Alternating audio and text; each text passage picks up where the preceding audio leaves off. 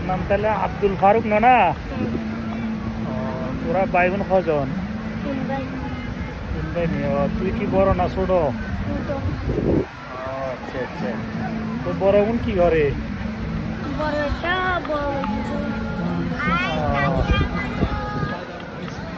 তোর আব্বা আম্মা আছে না?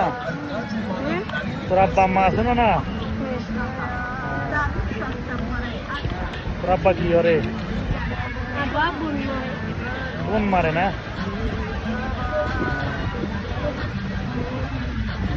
মামার চুলের মধ্যে লবণ ঢুকে গিয়ে না?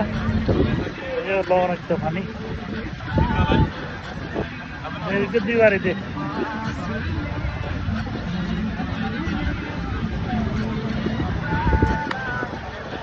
বানাম